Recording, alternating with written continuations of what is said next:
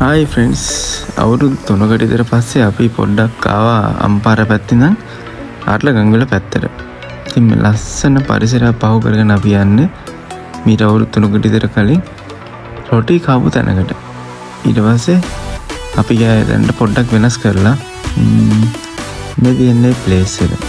හරිම රසයි මෙතන රොටි වල ගිහිල්ලා බලන්නකො මෙතන. අපි ඊට පස්සේ ගියා පිඹුරවත්ත ජලාශයට ගියා. මෙතන එතන වතුර අඩු බලන්නකො vlog එක ඉවරනකම් බලලා මේ එදා ප්ලේස් එක මේ අද ප්ලේස් එක මේ එදා ප්ලේස් එක මේ එදා අපි ගිහිල්ලා මේ විදිහටම කෑවා. අද නම් අපි ආදී රොටි ඉවරලාදී අපි උඩ හවස් වෙලා ගියේ. මේ ඉන්නේ රොටි හදන්න නැන්දා මේ විදිහට මැටි වාදන වල තමයි මේ ප්‍රණීත විදිහට කාරිස් ටිකෙම ඔක්කොම දාලා දෙන්න. අර තියෙන වම් පැත්තේ කල්තැටියේ අර පිටිපස්සේ නන්ද රොටි හදනවා. අපි ඊට පස්සේ මෙතනට ගිහිල්ලා පොඩ්ඩක් නාලා එහෙම ගියා නියම ප්ලේස් එකක්. ගිහිල්ලා බලන්න ඔයාලා පොළොන්නරුවවත් අනිවාර්යෙන් මෙතනට යාළුවනේ. එහෙනම් අපි අලුත් vlog එකකින් හම්බෙමු. ඔයාලා ඔක්කොම ජය වේවා.